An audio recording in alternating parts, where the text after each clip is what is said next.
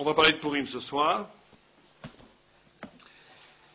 Et on va commencer par cette Gemara très très fameuse que tout le monde connaît, je crois, plus ou moins, où la Gemara dit comme ça, que quand on a reçu la Torah, il y avait écrit « V'yichatzvu betartit ha'ar » le peuple d'Israël était sous la montagne,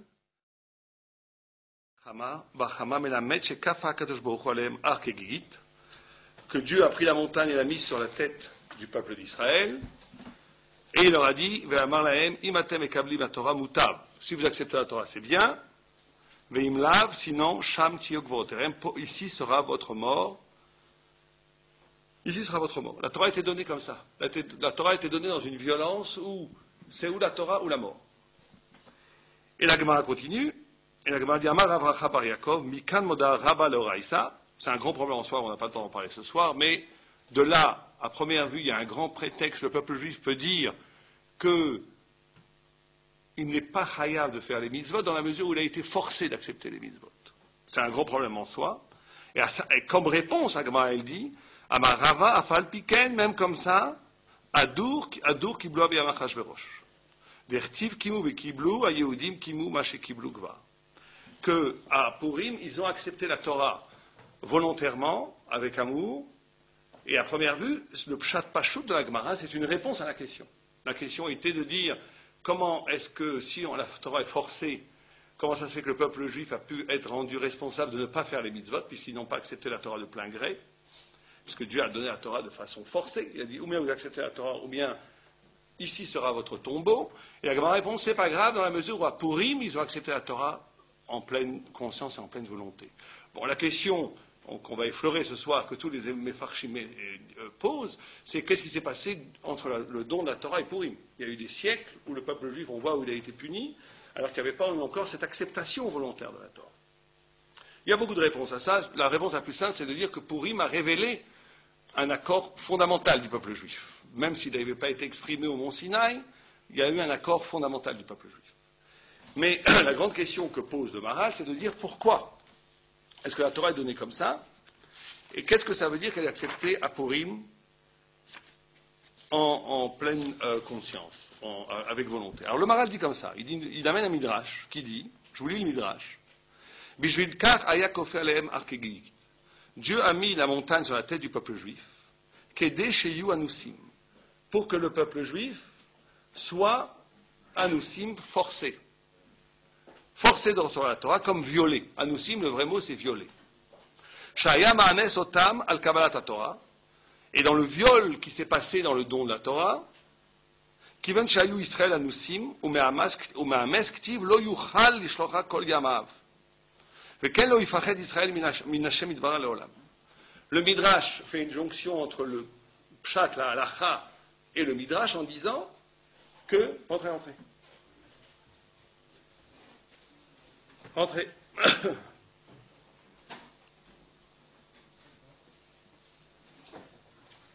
Bienvenue, rentrez. Il y a d'autres personnes dehors ou... Dites-leur de rentrer parce qu'on ne va pas reprendre. Monsieur. Bien. Donc vous savez qu'il y a une halakha, que quand quelqu'un, chazvé shalom, viole une femme, il est obligé de se marier avec elle si la femme le désire. Et ce violeur qui viole la femme n'a jamais le droit de divorcer cette femme. Il doit garder cette femme éternellement tant qu'elle est le désir. C'est un renversement. C'est la femme là qui peut exiger le divorce quand elle veut. Le mari est condamné à rester avec cette femme toute sa vie. Or, le Midrash nous dit que si Dieu a donné la Torah de cette façon, si Dieu a donné la Torah au peuple juif comme dans un viol, c'est pour rendre le lien entre Am Israël et Dieu indélébile, indestructible, dans le fait même que Dieu, Kebiechol, bien entendu, est considéré ici comme un homme qui aurait violé une femme, qu'il aurait par la suite épousée et qui n'aurait jamais le droit de défaire le lien du mariage. Donc c'est ce que dit le Midrash. Le Midrash dit qu'une des raisons pour lesquelles la Torah a été donnée de cette façon-là, c'est pour rendre le lien entre le peuple juif et Dieu indestructible. Puisque Dieu lui-même, maintenant, est forcé de respecter le mariage. C'est-à-dire que même si Am Israël, Chaz et Shalom, renonce à toutes les mitzvot, ne fait pas toutes les mitzvot, Am Israël, Dieu est obligé de rester le mari de Am Israël. C'est ce que dit le Midrash. Et le Maharal de Pra continue, Et il dit, V'atam ou kivan shaya ma'anes otam imken, ou aya machiach otam al chibur hazeh. Ve'achibour she'u echachi el laze siluk klal. Il dit que donc, cette violence dans la violence avec laquelle la Torah a été donnée, ça fait un lien entre le peuple juif et Am Israël qui fait que ça ne peut jamais être enlevé. Et continue le Maharal. Et il dit, Aval, ikar asiba, shaya mochiach otam, ou atam asher amru ki Torah baolam i echachis. La Torah i echachit, que la Torah elle est nécessaire. Donc le Maharal rajoute en une phrase une autre raison que le Midrash ne dit pas, c'est de dire que si la Torah est donnée de cette façon-là, c'est pour montrer le caractère absolument nécessaire de la Torah. Et il continue le Maharal de Prague en disant la chose suivante. Je vous lis un petit peu le Maharal, ce qu'il dit. Il dit comme ça. Il ramène Ézéchiel. Après la destruction du premier temple, les Juifs ont été voir le prophète Ézéchiel. Et ils lui ont dit, une fois qu'un homme a divorcé sa femme, c'est fini, il n'y a plus aucun rapport entre les deux. D'après la halakha, une fois qu'un homme divorce une femme, ils sont plus obligés, toutes les obligations entre hommes et femmes s'annulent, il n'y a plus aucun, il n'y a pas d'un veloute, il n'y a pas d'obligation financière, il n'y a aucune obligation. Donc, viennent voir les Juifs après la destruction du premier temple et ils disent, puisque Dieu nous a rejetés, puisque Dieu ne veut pas de nous, ça veut dire qu'on est divorcé. Donc si on est divorcé, on est libre de devenir comme n'importe quel peuple, on est libre d'abandonner toutes les mitzvot. Et Ézéchiel leur répond la chose suivante. Chai, au nom de Dieu. Et il leur dit comme ça. Il dit, Al ole al ruchechem, ne pensez pas, shetia asher atem omrim, que ce que vous dites, niye ke goyim bemishparot aratzot, qu'on soit comme les autres peuples. Les charrettes etz ve'eved, de servir du bois et de la pierre, de faire de l'idolâtrie. Chai ani neum Hashem, je jure, dit Dieu, Elohim, imlo beyat chazaka o bezroa netouye o bechem ashfucha, imloch alechem. Si je ne serais pas votre roi malgré vous, avec colère, avec force, je vous forcerai à être mes sujets. Et le Maharal continue en disant qu'il y a deux formes de relation entre Dieu et Israël, une qui s'appelle Beiglat Panim, en amour, et un qui s'appelle Beester Panim, quelque chose qui est caché, mais la relation est toujours là. Une relation qui est toujours là, même si la manifestation de cette relation n'existe pas. Et ça, c'est un des grands secrets du lien d'Israël avec Dieu, avec Hachem, c'est que sa relation fondamentale entre le peuple juif et Dieu ne dépend pas de la manifestation de cette relation. Elle est tellement essentielle que même si à première vue il n'y a rien, absolument rien, la relation est là. Elle est là. Elle est là parce qu'elle est inconditionnelle et c'est pour ça que la Torah est donnée comme ça. La Torah est donnée comme ça, bien entendu, le Maharal continue à l'expliquer parce que, et là on avait, je crois, fait un cours dessus, et les Vilas parlent beaucoup de ça, c'est sa fameuse lecture talmudique, mais les Mefarshim vont parler encore plus loin. Et ils disent que, bien entendu, la Torah ne pouvait pas être l'objet d'un choix. Fondamentalement, elle ne pouvait pas être l'objet d'un choix, parce que si elle était l'objet d'un choix, ça voudrait dire que le choix en amont, la possibilité de choisir, est plus fondamentale que la Torah. Qu'on peut choisir le bien, qu'on peut choisir la Torah, qu'on peut choisir le sens de sa vie. Et ça voudrait dire donc que le choix, que l'intellect, que le raisonnement est plus fondamental, plus en amont, plus primordial que la Torah elle-même. Or, la Torah est ce qui la Torah est ce qui permet le fait même de vivre. C'est ça que nous dit le Maharal. Le Maharal nous dit que c'est la Torah elle-même, le fait même qu'il y a Torah, qui permet le fait de vivre, et le fait même de penser, et le fait même de choisir. Donc il y a un renversement total. Ce n'est pas, comme on pourrait le croire, qu'un homme avant tout existe, et à partir de cette existence, il réfléchit, à partir de cette réflexion, il arrive à la conclusion que la Torah est la vérité. Ça, c'est la démarche d'Abraham Avinu avant le don de la Torah. C'est la démarche universelle, si vous préférez. C'est exactement le contraire. On nous dit ici quelque chose d'assez vertigineux, c'est que c'est parce qu'il y a événement de transcendance, c'est parce qu'il y a événement de révélation qu'il y a la possibilité même du penser. La possibilité même du penser est conditionnée par le fait même qu'il y a un choc avec la transcendance. C'est parce que l'homme a une relation avec Dieu qu'il peut penser. C'est un renversement total. C'est pas le Maharal nous apprend, si vous préférez, qu'il serait naïf de croire que la pensée est naturelle. La pensée n'est pas naturelle. La pensée est un événement miraculeux. La faculté même de choisir entre le bien et le mal, la faculté même de réfléchir entre deux possibilités, n'est possible que parce que l'homme en amont est confronté en essence au bien et au mal, et donc à Dieu. En d'autres termes, ce n'est pas l'éthique, la morale et la spiritualité qui est une conséquence de la pensée, c'est la pensée qui est une conséquence de l'éthique. Si on veut le dire de façon plus grossière, plus aleph-bête, c'est de dire que l'éthique, l'essence même de la spiritualité, l'essence même de la transcendance, l'essence même de la révélation, c'est le choix. C'est tu as le droit de faire ça, tu n'as pas le droit de faire ça.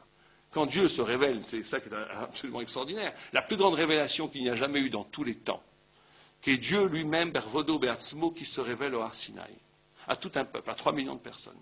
Une révélation absolument extraordinaire.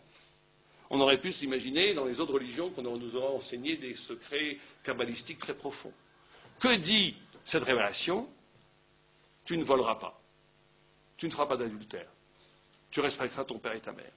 Des impératifs éthiques. Comme si cet impératif éthique était le summum même de la spiritualité. Dans le sens où, pas parce que, effectivement, être moral, être éthique, c'est bien, mais parce que se joue même dans j'ai le droit ou je n'ai pas le droit, l'essence même de l'expérience avec Dieu. Dieu, d'emblée, me met dans une situation où je suis confronté à ma liberté, au bien et au mal. Et c'est cette situation, c'est ce choc avec la transcendance, c'est ce lien profond avec la transcendance qui me permet après de penser.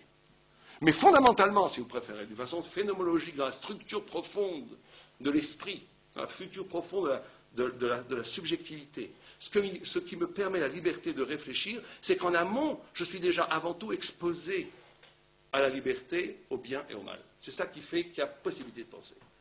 Et si un ordinateur, un animal, d'autres choses qui n'ont pas cette dimension ne pensent pas, n'ont pas d'autonomie de pensée, c'est parce que, en essence, elles ne sont pas confrontées à l'éthique. Et donc elles ne pourront jamais penser. On pourra faire des milliers d'études pour essayer de faire penser un ordinateur, il ne pensera jamais. Pas parce qu'il lui manque des catégories cérébrales, parce qu'il n'a pas cette autonomie du sujet face à la liberté et à la responsabilité. Donc ce qui fonde la pensée elle-même, ce qui fonde la pensée, le choix lui-même, c'est la Torah. Donc c'est pour ça que c'est absurde. On ne peut pas choisir la Torah, puisque la Torah est ce qui fait et ce qui permet le choix d'exister. Et c'est en ce sens-là que le Maharal nous dit que c'est échéach, que c'est absolument nécessaire. Mais là, il y a une très grosse kouchia. Il y a une très grosse kouchia qui est... On a vu donc que la Torah ne peut être donnée que comme ça.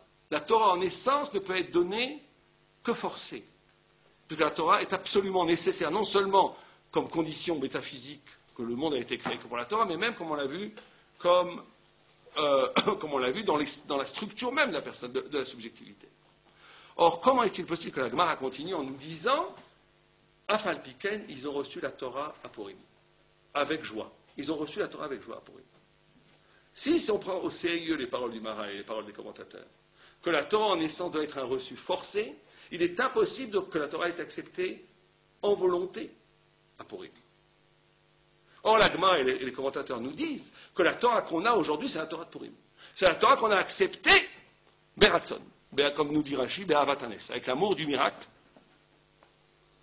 avec le retrait de la divinité, le fait même qu'à Esther Panim, on a accepté librement la Torah. Mais comment est-ce qu'il est possible d'avoir une Torah qui soit acceptée librement, alors qu'on vient de définir que la Torah en essence doit être forcée?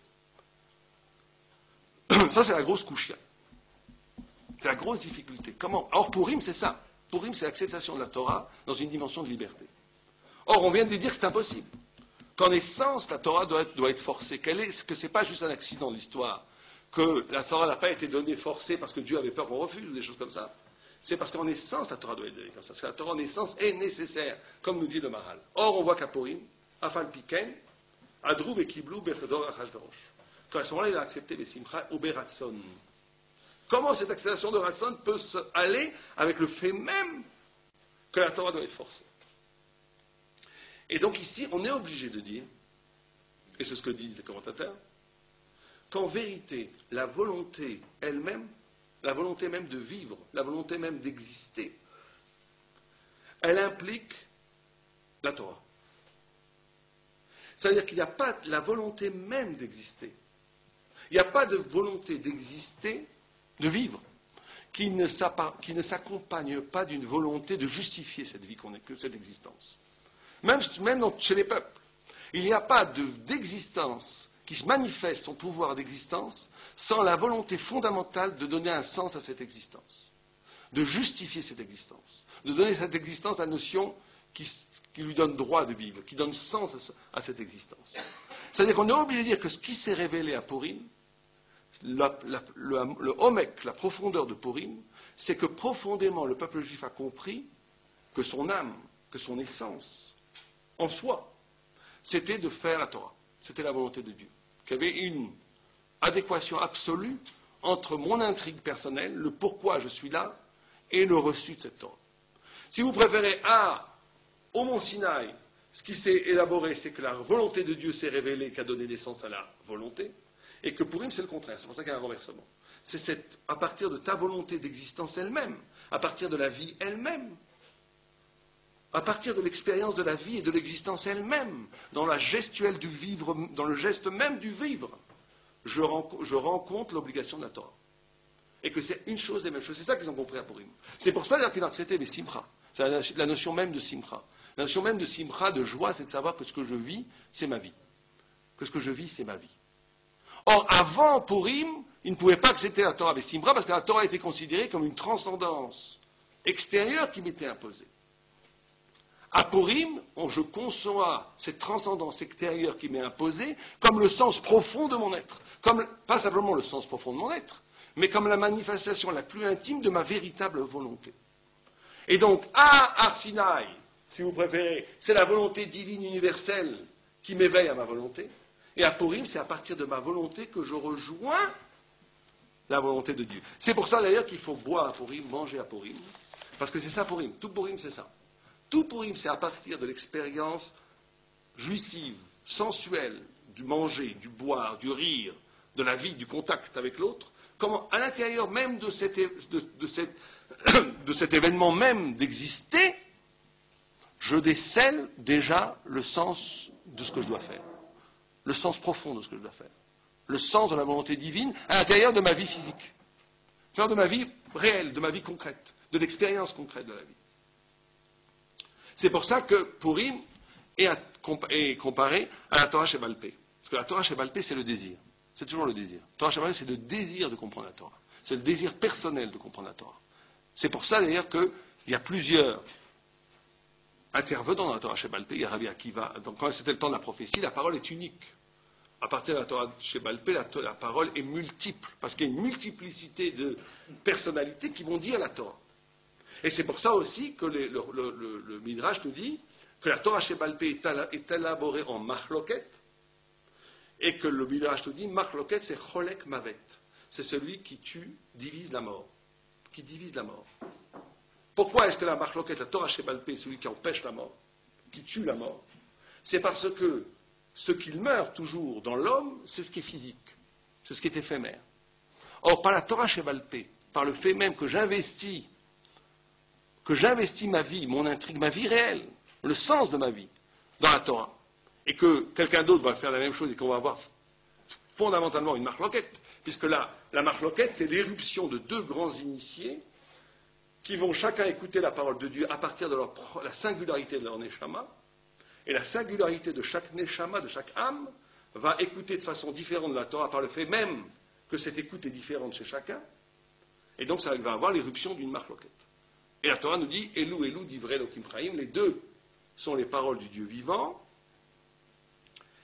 parce que les deux sont la Torah. Parce que la Torah est donnée aux hommes, est donnée à écouter aux hommes. Et donc cette écoute va être une écoute singulière chez chacun, mais que la somme de cette écoute, c'est la Torah. La somme de tout Am Israël, la somme des 600 000 écoutes de la Torah, va être la Torah Sheba'al Peh. Et c'est à partir de là que l'homme devient immortel. Il devient immortel. J'avais oublié.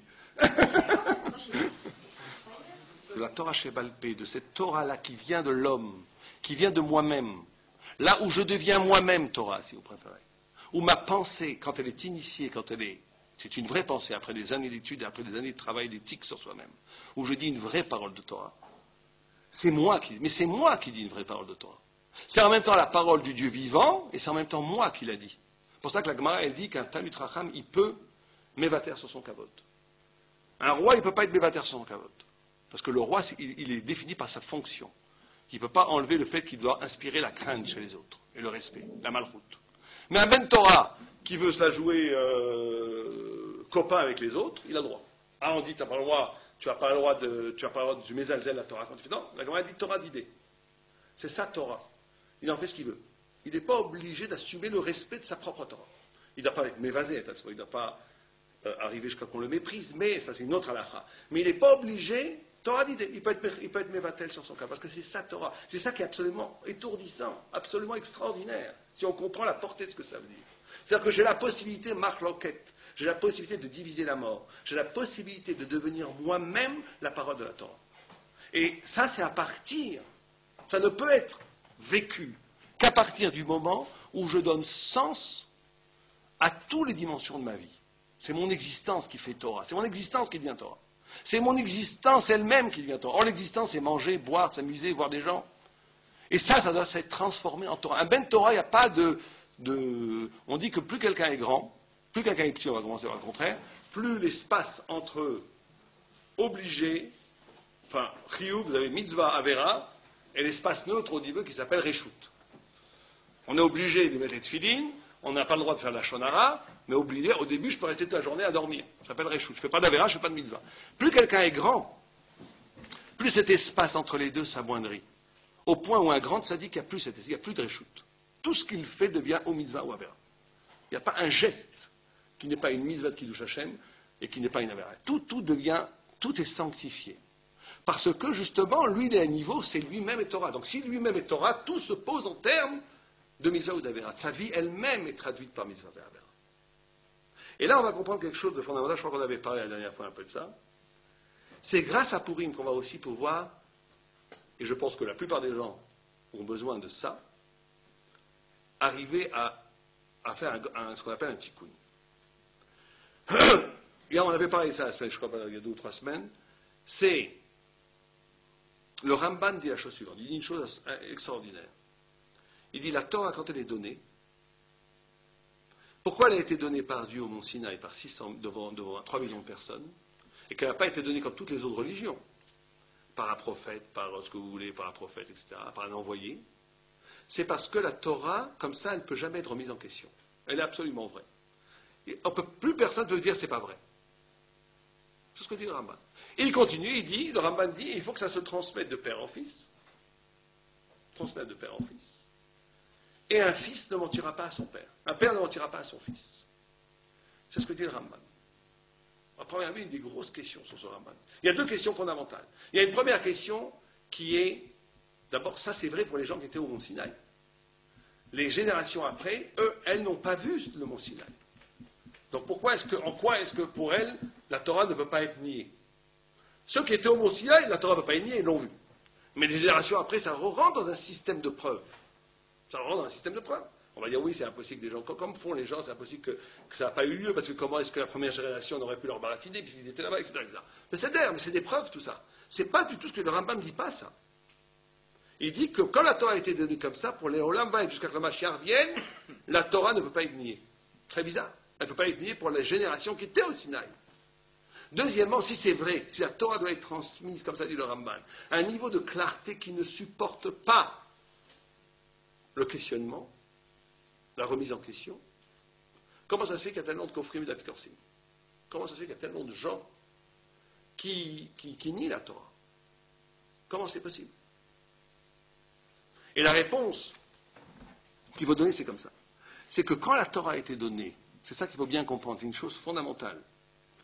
Elle n'a pas ce qu'a vu, ce qu'ont vu Am Israël, ce que nous on a vu. Ce que Am Israël a vu au Mont Sinaï, ce n'est pas un spectacle. Ils n'ont pas vu des révélations, des voix, Dieu se révélant sur une montagne. Même si c'est le spectacle le plus beau du monde, ce n'est pas un spectacle. C'est la révélation de l'essence même de la vérité qu'ils ont vue. Mais plus que cela, c'est que la Torah a été donnée pour être transmise. La Torah a été donnée pour être transmise. C'est pour ça qu'on dit Moshe Kibel Torah mi'ar Sinaï. Pourquoi on dit mi'ar Sinaï? On aurait dû dire mi'Hashem. Ve'masroa le Yoshua. Il a donné à Yoshua. Pourquoi mi'ar Sinaï? C'est parce qu'on nous dit qu'en vérité, il faut donner la Torah. Il faut donner la Torah. La Torah se transmet, si vous préférez, avec le mont Sinaï. Toute Torah, toute étude de la Torah qui ne reconduirait pas à l'expérience du mont Sinaï n'est pas de l'étude de la Torah. Ça, il faut bien le comprendre. Toute étude de la Torah, comme me disait quelqu'un avant, des gens qui étudient à l'université, qui n'étudient pas la Torah kenetinata, qui n'étudient pas la Torah comme elle a été donnée, qui étudient la Torah comme avec un rapport à la Torah au-dessus de savants, de savoir quoi. Ils ont même pas un shemetz de Torah, ils n'ont rien. Parce que la Torah, elle est kenetinata, c'est une halakha. La Torah doit être donnée, étudiée comme elle a été donnée. Comme elle a été donnée avec crainte, il faut qu'elle soit étudiée avec crainte. Comme elle a été donnée avec grandeur, elle doit être étudiée avec grandeur. Etc., etc. Comme elle a été donnée gratuitement, on n'a pas le droit de prendre d'argent pour enseigner la Torah. Etc., etc. La Torah a été donnée d'une certaine façon, elle doit être étudiée d'une certaine façon. Toutes les halakhot de l'étude de la Torah, on les apprend du don de la Torah. Pourquoi? Parce que le don de la Torah, c'est pas simplement un moment historique. Il y a eu un moment donné dans l'histoire, le peuple juif a reçu la Torah. Et après, on a raconté cette histoire de père en fils. C'est l'essence même de la Torah d'être donnée pour être transmise, c'est-à-dire que la Torah elle-même possède ce pouvoir de reconduire le mont Sinaï à chaque génération. Et que si on fait ça, effectivement, c'est indiscutable. La Torah est là. Et pourquoi c'est indiscutable? C'est parce que le degré, on ne parle pas ici d'un système de preuve, c'est ça qu'il faut bien comprendre. Quand on dit la transmission, ce n'est pas un système de preuve. C'est que l'expérience qui doit être vécue dans la Torah, c'est l'expérience de la vérité la plus intime à soi-même. Souvent, on amène ce que dit le Maharal. On dit que le Maharal nous dit que toute connaissance est toujours référentielle. Toute connaissance est toujours référentielle. Pour connaître quelque chose, il faut toujours que je fasse appel à une connaissance antérieure que j'ai. La connaissance ne marche que comme ça. Tout le monde le sait, ça même les goïms le savent. Il n'y a pas de connaissance innée. La connaissance, par définition, est référentielle. Or, la grande question qui se pose, c'est quelle est la première connaissance? Si tout est référentiel, il faut bien un début pour commencer, que cette chaîne de référence commence. Or, le début, c'est toi-même. C'est comment tu t'apparais à toi-même. Comment tu t'apparais à toi-même? Je sais que j'existe, ce n'est pas à partir d'un raisonnement. Je sais que j'existe, c'est à partir le fait même d'exister se révèle à soi-même. Ce n'est pas à partir d'un raisonnement que je sais que j'existe. Si quelqu'un venait discuter que vous n'existiez pas, vous l'envoyez par la démonie, il est fou. Vous n'avez pas commencé à discuter avec lui. Tu n'existes pas, tu vas dire d'accord. Tu ne vas même pas discuter avec moi. Or, ce qui se passe au mont Sinaï, c'est ça qui se passe. C'est que ce degré de certitude et de relation à la vérité à soi-même est révélé au niveau de la vérité, au niveau de l'essence même de la vérité. Chaque personne au mont Sinaï a écouté la voix de Dieu dans l'évidence même, dans le niveau de l'évidence de sa propre existence. De l'évidence de sa propre existence. Et c'est ça qu'il faut faire passer dans l'étude de la Torah. Or, merveille des merveilles, ça passe de père en fils. C'est la relation fondamentale du père au fils. La relation du père au fils, c'est ça. Un enfant écoute son père en toute confiance, absolument. Il ne doute pas du père. Il ne doute jamais du père. Sauf quand il est trahi. Quand il est trahi par le père, c'est fini. Quand on est trahi par le père, on a besoin de preuves. J'ai été trahi une fois, maintenant je ne crois pas qu'on me raconte. Il va falloir qu'on m'amène des preuves. Et Purim, quelqu'un m'avait demandé quand on avait parlé de ça, comment on fait le tikkun de ça. Purim, c'est pour ça, entre guillemets, juste une digression, qu'il ne faut jamais trahir ses enfants. C'est très très important de ne jamais trahir ses enfants, parce que quand on trahit ses enfants, on leur enlève la capacité de croire. Enfin, croire, je n'ai pas le mot croire. On leur enlève ce niveau de vérité, si vous préférez. On leur enlève ce niveau de vérité, pas shoot kamashmao. On les tue dans leur émouna. Parce que si on trahit ses enfants, à partir de ce moment-là, les enfants, ils ne vont plus pouvoir croire. Il va falloir un travail énorme. Il va falloir ce qu'on fait dans les séminaires. Leur prouver que c'est impossible que ça soit autrement, parce que la Terre, elle est comme ça, il y a 36 000 preuves que le monde a écrit. Mais ça, ce n'est pas la vraie vérité. Même si j'arrive à la maskana, à la conclusion que Dieu a créé le monde à partir d'un raisonnement intellectuel, c'est bien, mais c'est rien par rapport à la émouna juive. La émouna juive, c'est pas ça. C'est pas l'épreuve. Parce que l'épreuve, c'est le monde du monde, c'est le monde de l'être. Le rapport à la vérité, c'est un rapport immédiat. Un rapport immédiat, un rapport qui ne dépend pas du raisonnement, qui est avant le raisonnement. Or, quand on trahit ses enfants, on leur enlève cette capacité-là de connecter avec ce niveau de vérité. C'est pour ça que c'est un crime impardonnable. Il faut faire très très attention à ça. Et donc, mais comme là, beaucoup de gens, malheureusement, et beaucoup de gens, et nous-mêmes, et qui pas, a trahi ses enfants ou est trahi par ses parents, et donc on a aujourd'hui la bonne preuve, comment on peut casser ça? Comment on peut revenir à cet état de virginité, de tmimout, comme on appelle la Torah, mais qui est la tmimout, qui est la plus haute intelligence. Comme dit le texte, Naaseh Benishma, qui a révélé ce secret des anges aux hommes. capacité de s'engager, parce qu'on sait que fondamentalement c'est vrai, et que tous les autres c'est du baratin, après, si on essaie on peut le gagner par Purim. À Purim, parce que c'est par l'expérience même. C'est par l'expérience de ce qu'on a parlé avant, par l'expérience. Quand Hillel disait Imanika la kolkan, si je suis là, tout est là. Regardez comment ils disent Im ein, ani, c'est la même racine que en, que la négation. C'est extraordinaire que quand je suis là, tout est là, la plus grande orgueil, c'est en même temps la plus grande humilité. Si je suis là vraiment, si je suis vraiment avec moi-même, tout est là, mais en même temps, la notion nucléaire, égotique de moi-même a disparu.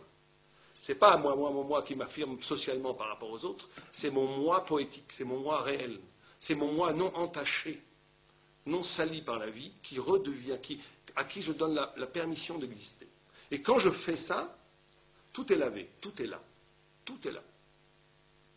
Ça, et à Purim, c'est ça qu'on doit faire. Le tikkun, c'est pour ça qu'on doit boire à Purim. C'est très dur à faire, hein. C'est la misère la plus dure à faire de l'année. C'est pour ça qu'on doit boire à Purim, parce que la boisson doit arriver à ce niveau-là. On doit être capable de boire et arriver à ce niveau-là. Boire pour faire, on dit, on boit le vin pour faire sortir le secret de soi-même. C'est ça qu'il faut faire sortir à Purim. Pas le secret de son horreur, commencer à insulter, à rouler sur la table. Le secret de soi-même, de sa beauté. Le secret, et c'est ça le tikkun de Purim. Et c'est pour ça qu'on mange, parce que c'est dans l'expérience physique, l'expérience existentielle de ma vie elle-même que se désigne déjà le signe de la divinité. C'est ça qu'il faut comprendre. On est très loin de la métaphysique. On est très très loin de la métaphysique. Dieu en haut ou en bas, le truc. Même on est très loin des deux oi. Oi li beyotzri, oi li beyatzri.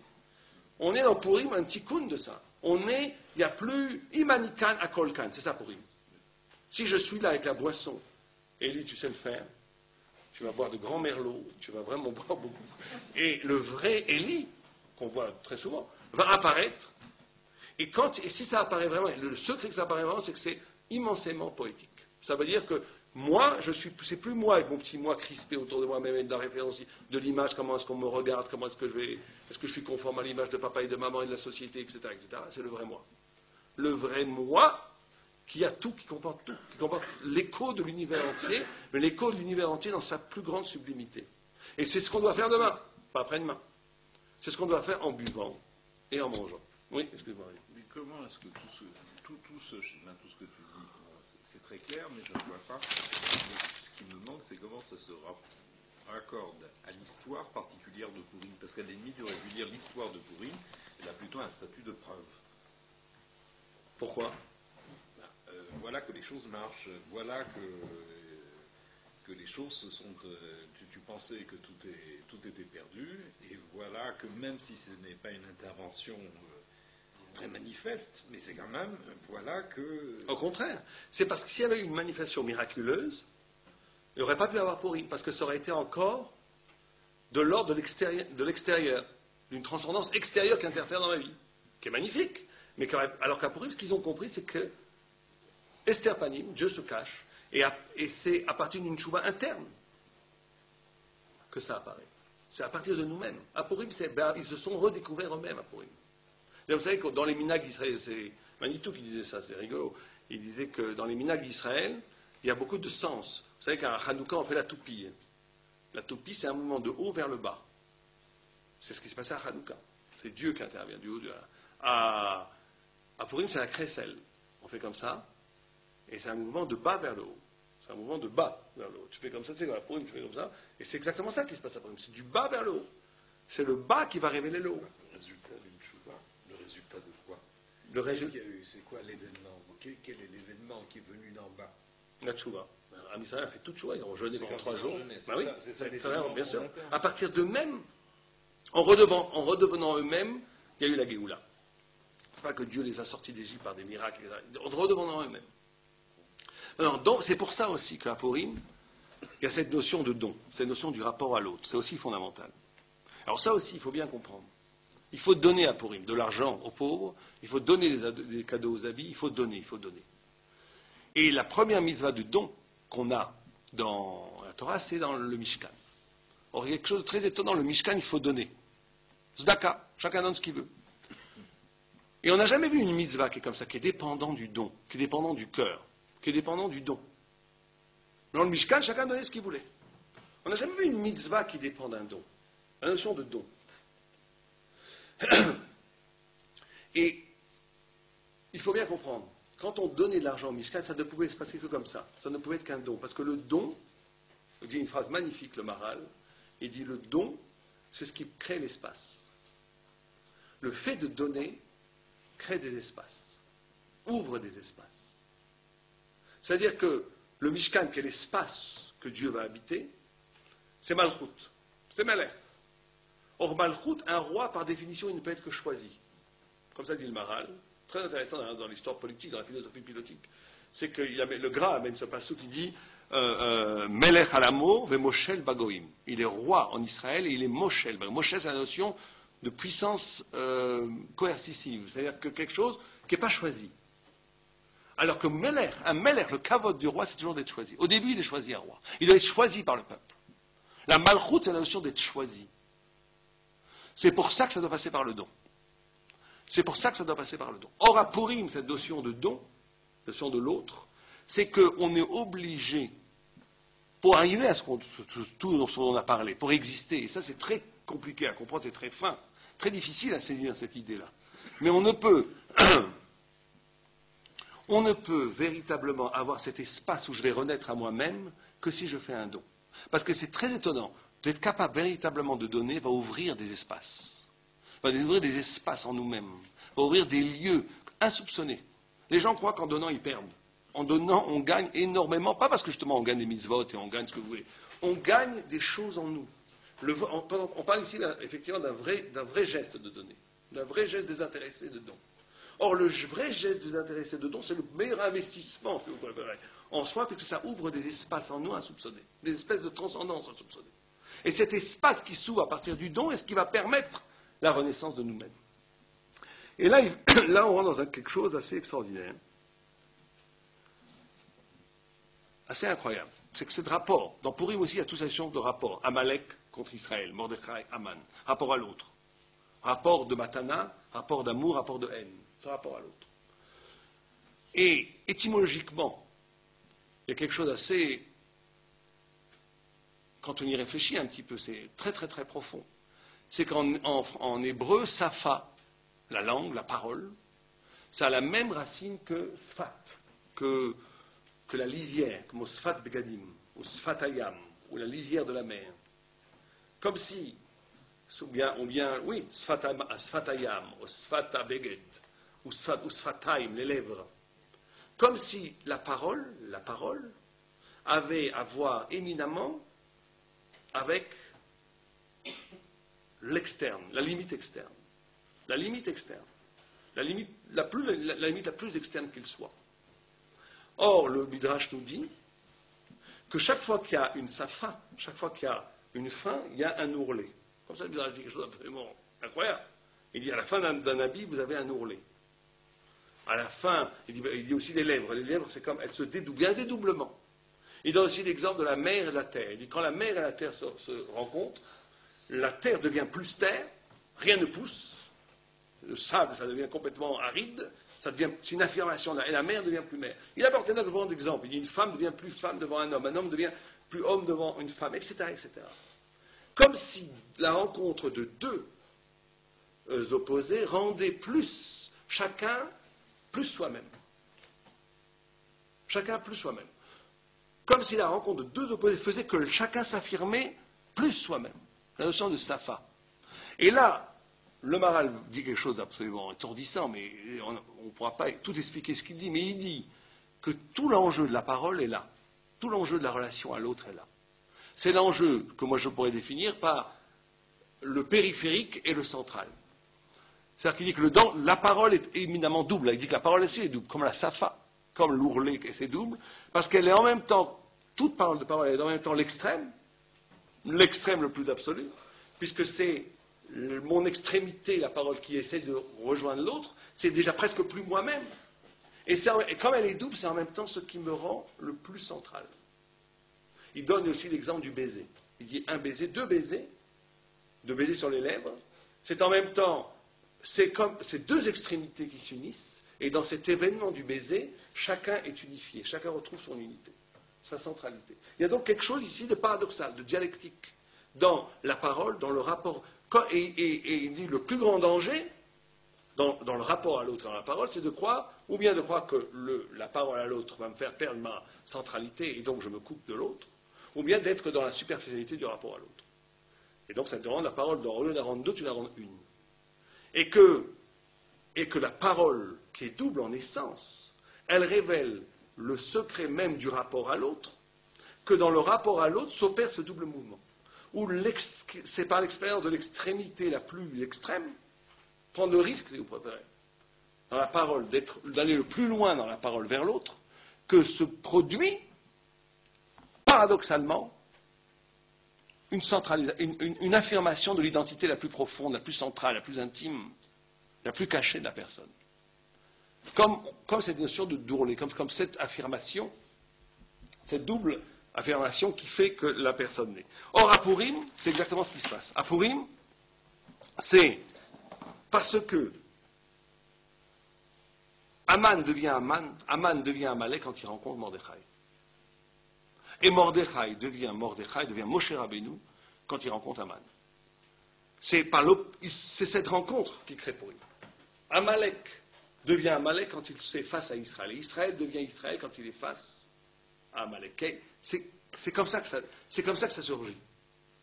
C'est aussi d'ailleurs ce que disent. C'est aussi une des raisons pour lesquelles il faut boire. Encore une fois à Purim, c'est parce que on va devenir vraiment soi-même quand on. Il y a beaucoup de gens qui font tchouva comme ça. On devient vraiment soi-même quand on a été au plus loin de soi-même. Quand on a été le plus loin de soi-même, on dit ça ne peut pas être moi ça. Et on redevient soi-même. C'est quand on abandonne le plus loin, quand on se confronte à sa pire trahison, si vous préférez, qu'à ce moment-là, on peut redevenir soi-même. Et à la notion de Aman, que quand on dit que le Meshiach il viendra, que ou bien on fait tchouva be'ahava, ou bien Dieu va m'amener Meler caché qu'est Aman, quand on fera tchouva, c'est pas juste un Meler, on aura peur de lui. C'est que quand Am Israël va voir qu'il est tellement loin de lui-même, qu'il va dire ça ne peut pas être moi ça, et il va redevenir lui-même. Il y a cette notion à Purim. C'est pour ça qu'Amalek est central dans Purim. Parce que toute la notion, encore une fois, de Purim, c'est de redevenir soi-même. Et il fallait qu'Amalek intervienne dans Purim pour que tu puisses redevenir toi-même. Et c'est pour ça d'ailleurs qu'Amalek s'appelle Reshit Goïm. Quand il y a deux peuples qui s'appellent Reshit Goïm, c'est Am Israël et Amalek. C'est les deux peuples, il n'y en a pas d'autres. Qui s'appelle le premier des peuples. Et les deux s'appellent Reshit Goïm parce que, d'abord, parce qu'il faut que le mal soit aussi originel que le bien pour qu'il y ait liberté. Il ne faut pas qu'à un moment donné, sinon le jeu serait tronqué. Il faut qu'Amalek soit aussi originel que Israël. Il faut que dans la pensée du mal, il y ait autant d'arguments que dans la pensée du bien, pour que le choix soit réel entre le bien et le mal. Sinon, il n'y aurait pas de liberté. Donc c'est pour ça que les deux s'appellent Reshit Goïm. Les deux sont à l'origine même. Le mal est à l'origine. Le mal puise son origine presque aussi originellement que le bien. Il faut que les deux soient au même niveau d'originalité. D'originel plutôt. Et oui, alors c'est ça qu'il faut comprendre. C'est que la Gemara nous dit qu'à Purim, juste après Purim, les Chachamim ont tué le désir, le Yatzera de la Vodazara, de l'idolâtrie. Et c'est très lié à Purim. Et c'est très lié à ce qu'on vient de dire maintenant. En quoi? Tout d'abord, il faut comprendre qu'est-ce que c'est le Yatzera pour la Vodazara. Qu'est-ce que ça veut dire avoir du Yatzera? Tout le monde comprend ce que c'est Yatzera, du désir pour faire de l'idolâtrie. Première vue, ça ne veut rien dire. Le désir, c'est pour avoir des choses qui font plaisir. C'est du désir de manger, du désir sexuel, du désir ce que vous voulez. Mais où est-ce qu'on a vu la notion de désir de faire de la Vodazara? Or, le texte dit que c'est le plus grand désir. Il y a la Gemara, je ne sais pas si vous connaissez cette Gemara de Ravashi, où une fois, Ravashi a dit, à la fin de son shiur, demain je vous parlerai de mes copains, de mes chavraï, Ménaché, les rois d'Israël qui avaient fait de la Vodazara. Et en rêve, Ménaché est venu voir Ravashi, et il a dit, tu nous appelles tes copains? Ravashi, c'est un immense Talmid Chacham. Mais il dit, toi, tu nous appelles, tu te permets de nous appeler tes copains? Et il lui dit, si toi, tu étais à notre époque, tu aurais pris, ils avaient des robes, les rabbinim, tu aurais pris ta robe, tu aurais couru derrière moi, couru comme un enfant pour faire de l'idolâtrie. Tu aurais couru comme un enfant pour faire de l'idolâtrie. Tellement le désir de l'idolâtrie était fort à notre époque. Nous, au moins, dit Ménaché, on l'a fait avec Kavod. Toi, tu aurais couru comme un enfant pour faire de l'idolâtrie. C'est ce que lui dit Ménaché dans l'oreille. Et il a reçu, Ravashi a reçu le moussard, puisque le lendemain, il a dit, on va parler des Gdolai, on va parler des grands. Il n'a pas dit, on va parler de mes amis, il a dit, on va parler des grands. Donc, à première vue, on voit qu'ici, d'après cette Gemara, que le désir de faire de l'idolâtrie est immense. Et si nous, on a plus de désir, c'est parce qu'on est petit. Pas parce qu'on est, c'est pas parce qu'on est grand, c'est parce qu'on est petit. Or, quel est ce désir? En quoi c'est chayar de parler de désir dans la Avodah Zarah? À première vue, le Yatser Hara, c'est le Yatser du plaisir. Le Yatser de la faute jouissive. Ça n'a aucun rapport avec la Avodah Zarah. En quoi il y a un Yatser Hara d'aller s'agenouiller devant une statue? Alors, il faut dire la chose comme ça. C'est qu'en vérité, le plus grand Yatser Hara, effectivement, c'est de donner à son être, à son kiyum, donner à sa vie, une dimension divine. Une dimension divine. Au plus profond, tout Avodah Zarah, toute idolâtrie, en vérité, le bonhomme, il fait la Avodah Zarah de soi-même. Il se travaille lui-même, comme on dit travail, il s'honore lui-même. Il donne à sa vie un statut ontologique divin absolu. Absolu. Et cette Yatser Hara était immense quand il existait, quand il était, si vous préférez, pas sociologiquement, mais qui était culturellement, qui était dans l'espace référentiel du monde. Ça a été détruit par les Rabbanim. Mais c'était immense. Parce que la Avodah Zarah, c'est ce qui donnait à ta vie une dimension absolument divine, absolument un kiyum, étan. Ça donnait un établissement à ton être absolument énorme. Et c'était ça l'immense Yatser Hara. Et il faut bien comprendre que les choses sont très fines. Amalek est le premier peuple qui crée la notion que quelqu'un se prend pour Dieu.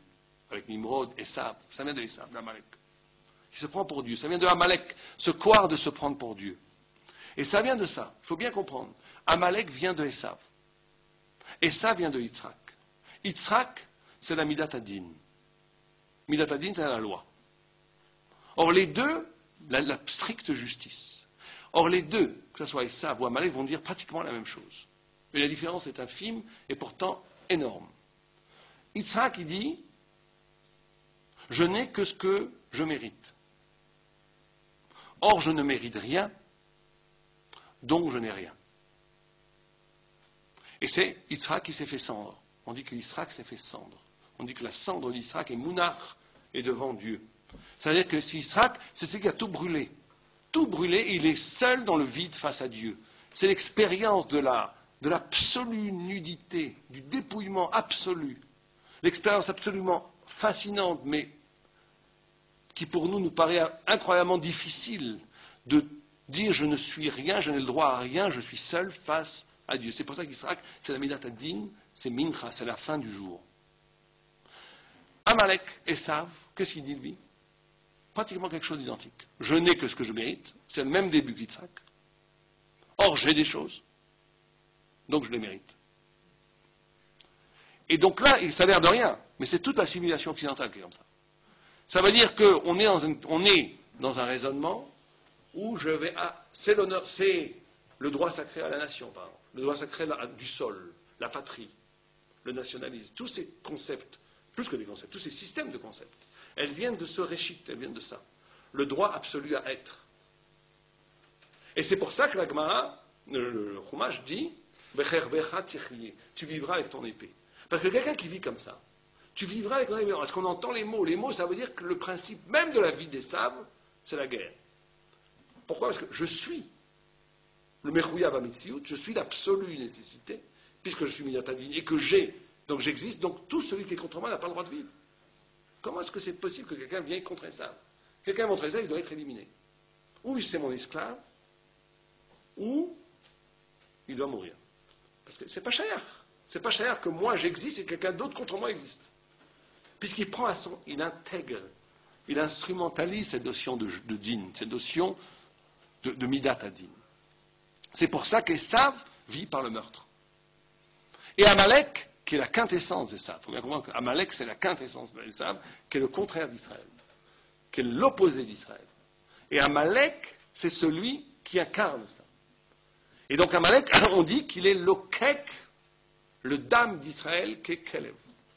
Qu'il est l'okek, qu'il lèche le sang d'Israël comme un chien. C'est le Midrash qui dit ça. Or, c'est très intéressant, cette notion d'être lokek, le sang d'Israël, comme un chien. D'abord, pourquoi comme un chien? Et qu'est-ce que c'est que cette lokek? Lokek, le sang d'Israël. Alors, les commentateurs disent la chose suivante. Ils disent la chose comme ça. Ils disent, Adam, le mot Adam, en hébreu, c'est une composition de Dam, qui est le sang, et de Aleph, qui est le principe spirituel. L'homme est celui qui donne au Dam. Dam, c'est la partie basse. Le sang, c'est la partie basse de l'homme. C'est qui donne, qui élève, si vous préférez, la partie basse. Or, Amalek, quand on dit qu'il est comme un Kelev, le Kelev, la Gemara le met toujours contre le Meler.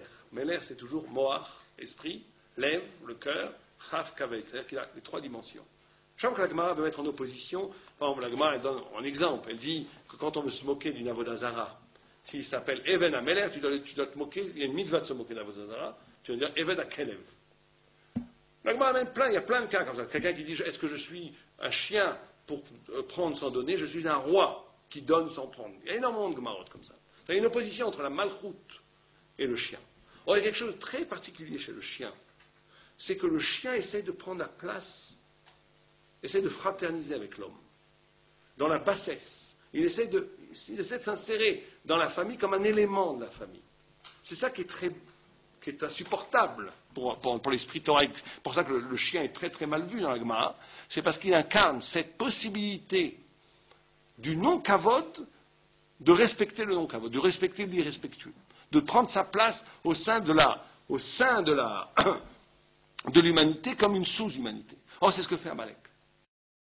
Comme un chien. Il veut toujours rabaisser les choses. Or, la fin des temps qui est le temps du Hiloul absolu, Amalek n'a pas de takana. Il n'y a pas de tikkun, c'est le seul. Parce qu'en essence, il est anti-Hiloul. En essence, il est anti-Hiloul. Or, c'est ça qui s'est passé à Purim. C'est que, à Purim, c'est exactement ça qui s'est passé. C'est que les deux, c'est que nous, et c'est pour ça que le Yatzara de la Vodazara est mort.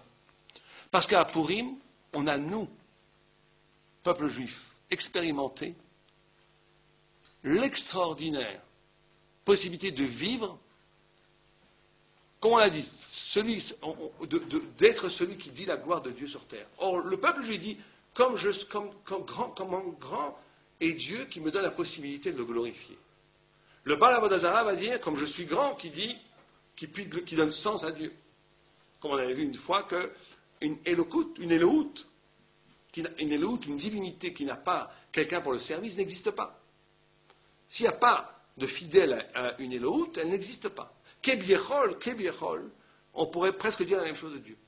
S'il n'y a personne pour servir Dieu sur terre, Dieu n'existe pas. Or, le Baal Avodazara, il dit donc Dieu dépend de moi. C'est Nimrod, c'est Esav. Donc Dieu dépend de moi, puisque c'est moi qui donne sens à Dieu sur terre. Am Israël dit exactement le contraire. Devant cet extra. Comme il y a une phrase que j'ai lue quelque part, qui dit il faut une immense humilité pour supporter une telle gloire. C'est une telle gloire d'être celui qui dit, qui donne sens, Dieu nous a fait grâce de pouvoir dire sur terre la grandeur de Dieu. Or, face à ça, et ça peut être un immense orgueil, comme au contraire une immense humilité. Or, c'est ça qui s'est passé à Purim. À Purim, on a compris que l'essence même de mon être était infinie, presque, et donc il n'y avait plus de place pour le Yatzara de l'Avodazara, puisque cette Yatzara de l'Avodazara a été retournée. On le vivait de façon positive, si vous préférez. On a vécu cette façon positive, on n'a plus besoin de faire l'Avodazara pour éprouver l'envergure divine de mon existence, puisque je peux prouver cette envergure divine de mon existence dans l'humilité extrême de glorifier Dieu. Et c'est ce retournement. Et pour finir, c'est pour ça aussi que Purim, toute cette notion de retournement, parce que tout ça ne passe que par retournement, l'évidence du monde, le monde comme il va. Achashverosh, c'est l'image du monde de l'être qui va comme il va. Des choses qui ne... le monde, la vie qui va comme elle va, une vie qui n'est pas... on ne fait pas l'effort de la renverser. Or, Purim, c'est Adar. Le mois d'Adar en hébreu, c'est Adaraba. C'est le renversement, le renversement. Donc, il faut être capable, c'est ça la grande chose qu'on a fait à Purim, c'est cette notion de rire. Vous savez que toute blague, tout rire, vient d'une notion de renversement. Toute bonne blague, c'est qu'on raconte une histoire qui a l'impression d'aller dans ce sens-là, et tout d'un coup, pouf, elle se renverse. Et ça fait rire. Et ça fait rire. Et ça fait rire. Pourquoi ça fait rire? Pourquoi c'est rigolo? On pensait que ça allait faire comme ça, et hop, on dit à la fin, hop, c'est passé exactement quoi, et tout le monde explose de rire. Pourquoi ça fait rire? Parce que justement, l'expérience de la blague au niveau existentiel reflète l'espérance messianique, l'espérance eschatologique. Parce que la vie, le monde, elle est aussi constitué comme ça. Que le monde va dans un sens, on a l'impression qu'il va dans un sens, où le Messie ne viendra pas. On a l'impression que le monde va comme ça. Et tout d'un coup, schlac, tout va se renverser. Tout ce qui allait important ici, l'argent, l'État, le pouvoir, la guerre, tout ça, ça se renverse. Ça va renverser, ça n'a plus aucune importance. Et c'est ce renversement eschatologique, ce renversement messianique, qui est inscrit dans la création même du monde, qui est vérifié à un tout petit niveau, au niveau de la blague individuelle qu'on va faire entre nous, où on va épouser la même forme d'un mouvement qui se renverse à la fin. Et à Purim, c'est exactement ce qui s'est passé, c'est pour ça que c'est une fête éminemment messianique. À Purim, tout allait vers la destruction du peuple juif, et tout d'un coup, tout s'est renversé. C'est ce renversement qu'on doit nous essayer d'expérimenter à Purim, par le fait même qu'il y a énormément d'éléments et de forces et d'attractions dans notre vie, des forces qui nous poussent vers la mort, qui nous poussent vers le néant, qui nous poussent vers la résignation, qui nous poussent vers la petitesse. Et à Purim, il faut être capable de renverser tout ça. Parce que le mouvement n'est pas inexorable. C'est ça que Purim nous apprend. Que le mouvement n'est pas inexorable, il est toujours dépendant d'un sauvetage messianique. Et ça peut être vécu même au niveau individuel. On peut avoir la salvation par nous-mêmes, en nous-mêmes. Il n'y a rien, aucune force extérieure qui peut nous assujettir, parce que si on redevient tout petit peu nous-mêmes, toutes ces forces négatives, elles se renversent. Elles se renversent, elles deviennent des serviteuses, des servantes de celui qui redevient un peu lui-même. Est-ce qu'il y a des questions? C'est pourri, ben, tout est permis. On va voir. Voilà. Kol Tuv. On n'est pas au spectacle, on a essayé de faire un événement de...